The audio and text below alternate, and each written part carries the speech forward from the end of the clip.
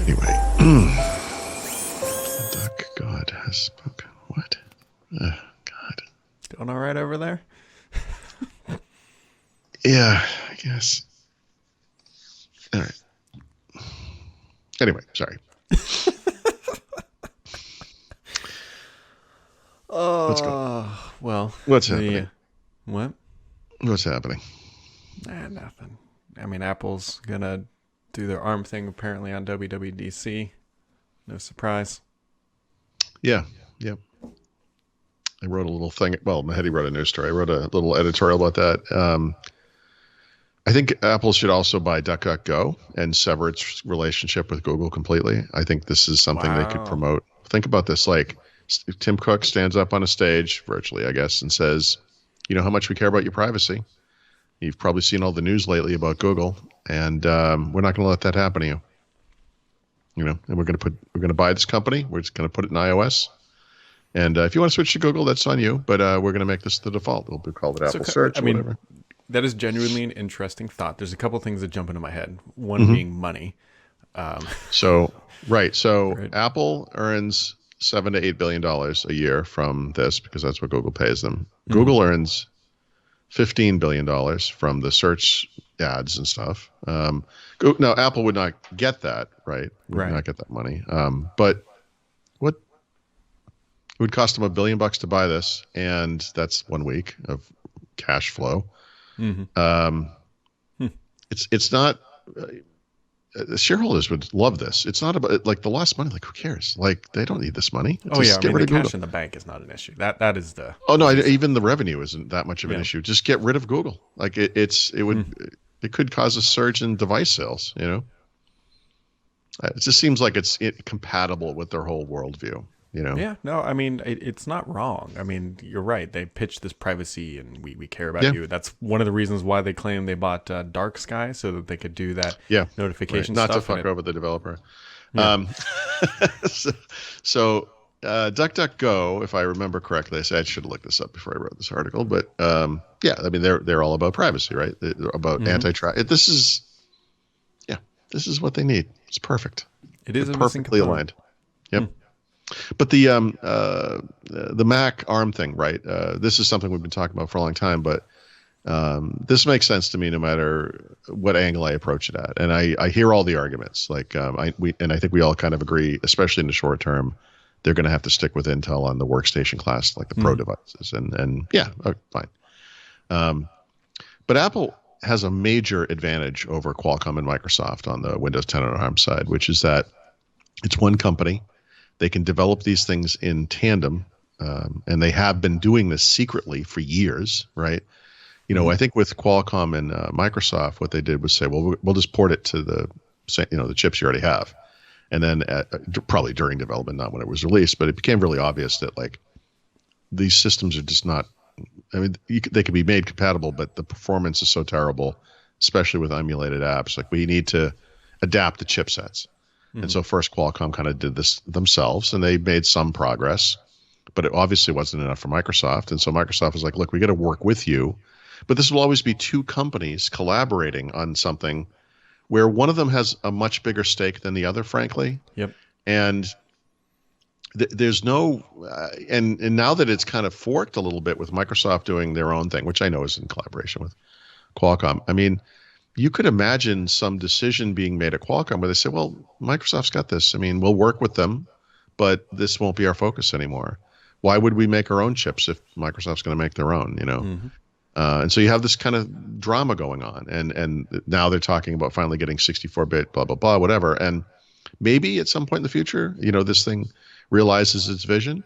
But I can tell you it's a certainty that when Apple announces this, whether it's in 2 weeks or 2 years or whatever, they're going to come out the gate with something that just works because they've been working on it quietly for years behind the scenes and will ensure that the hardware and the software are ready to make this happen. They won't just release what was essentially an experiment that failed and all the bad marketing and whatever that goes along with it. So I see this succeeding. I don't think many people look at this and say this is the failure. This is Apple's downfall. They're doomed. Paul? Well, I mean, but it's in Apple's DNA to control the whole stack, right? So this is hardware, software. It would give them that thing they already have on the iPhone side, the iPad side, bring it to the Mac. Makes a lot of sense.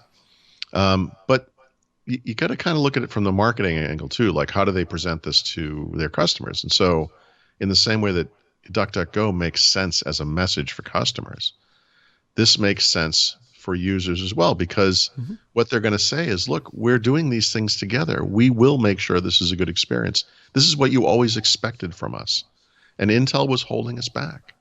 You know, you can only go so far when you partner with somebody.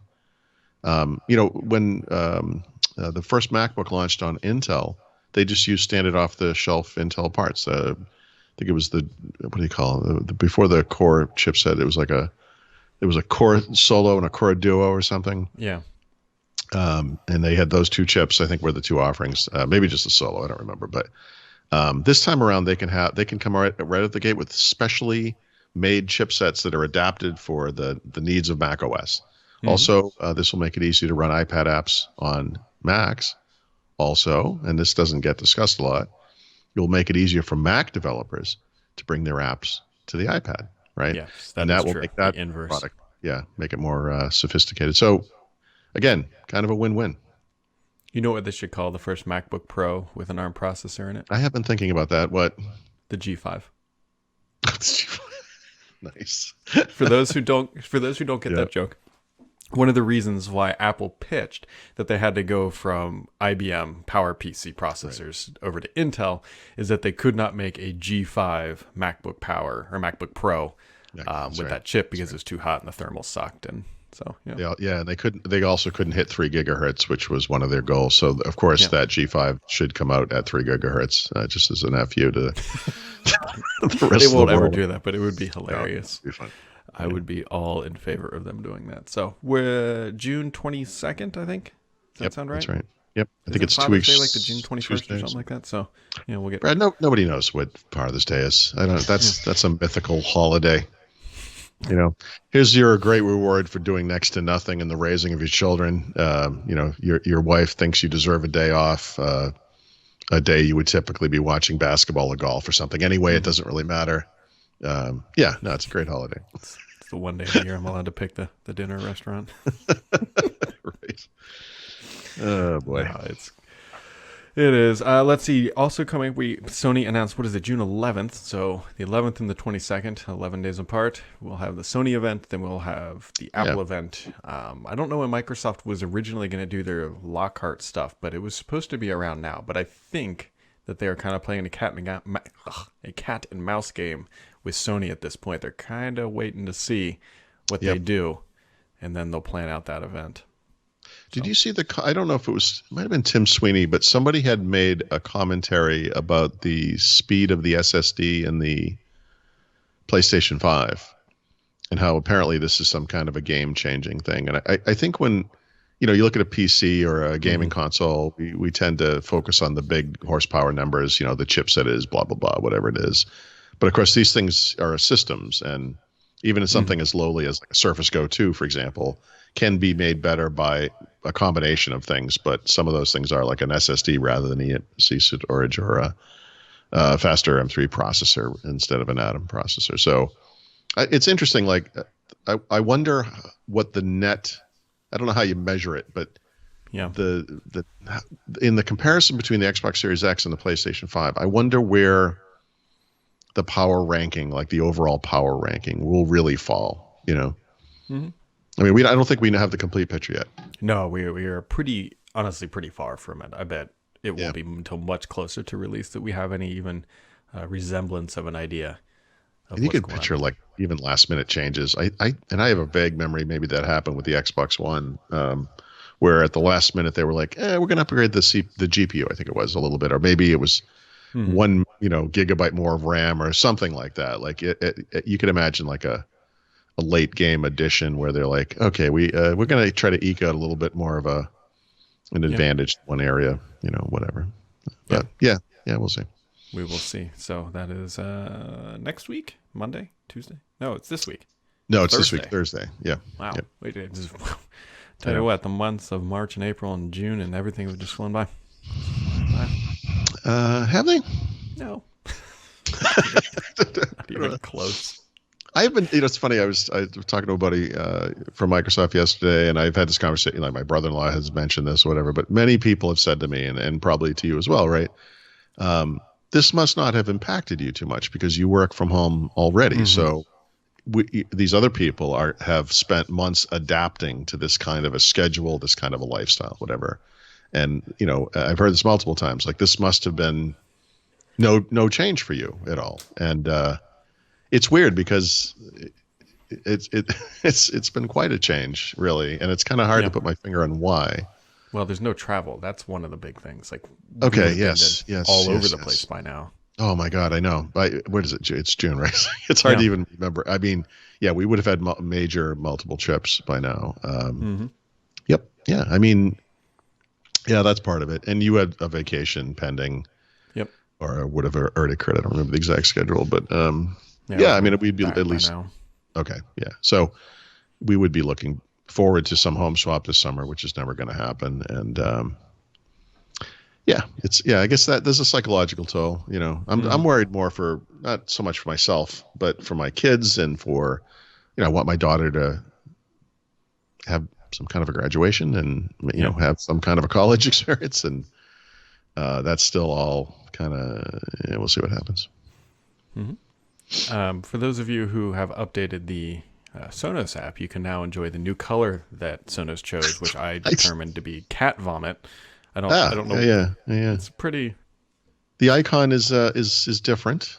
It's a terrible color, though. I mean, yeah. I don't know. I feel like it's one thing they don't do is like a full-on dark mode, and I know that doesn't impact you, but you will have noticed too, I imagine, that it switches between light and dark mode depending on what screen you're looking at. Yeah. And it's like, guys, like, I don't know. It's a little more attractive. It's basically the same app, right? I mean, it is faster though. I mean, I use that app a lot, just bouncing between the only things that matter, at least to me. One, it is faster, which is helpful, is that you can now predefine, groupings, right? Groups, yeah. So that's helpful. You have to really look to find that, by the way. Yeah, it's not. I was honestly hoping that it was going to be, so you have to like hit that little like group button and then it's up there, like that drawer opens up. I was hoping that it was going to be in the window before that, whatever that one's called. So actually, that might vary between Android and iOS, because I did create a group just to see what that looks like. And if you like, well, how do you play? You probably play through Spotify, right?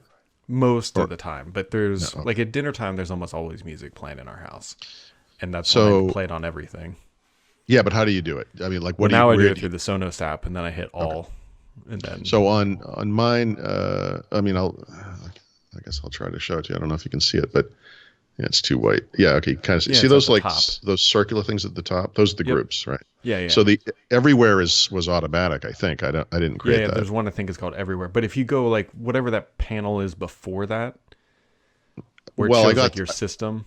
No, so I didn't do it from there. So I did this from the now playing screen. So next to the volume slider, there's a little Yep. So it's So you can get to it pretty quick if you want to do it that way. And I haven't. I mean, I'll just try it now just to see. I assume I shouldn't, but I assume. Nope. So when no, it's not there. So when I play I use Google Play Music. That those groups do not appear. So are they in Spotify? Right. You should test that. I don't know. Yeah, it doesn't recognize the witches. I mean, that's probably requires an app update. API access update or something, I would guess. That's disappointing. But anyway, right. You're right. Anyway, it does. I'm just curious. I'm just looking at Spotify because now I want to know what it does. Spotify also, that doesn't appear. So I think these apps are going to have to be updated to support groups, basically.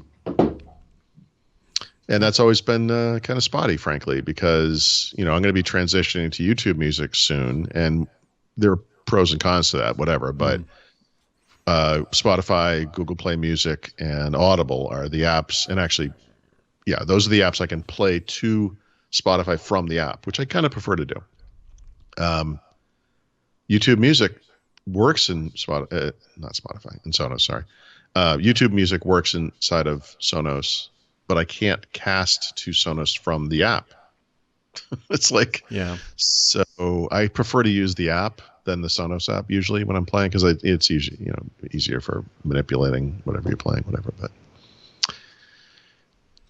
I'll write about this someday because that made no sense. Well, it's hard to explain because this is. Oh, I hit the wrong button. Oh, there's a Sonos app. Well, I mean, the Sonos app. You already. I'm explaining it to you doesn't mean anything. But I mean, you already know. But I mean, I kind of I like that you can play to Sonos from the app. Right. I have noticed that in some cases, like, because it's just harder to find stuff. Like the Audible is a good example. Mm-hmm. But the Pocket Cast and I think Audible, the now playing experience you see in the Sonos app is the version you see in the app. It's like the same. Like they actually Sonos kind of brings forward the native now playing experience, and that's pretty good. But that's not always the case. It's complicated. I don't know why I'm trying to explain this. That's why we're looking forward to that write-up.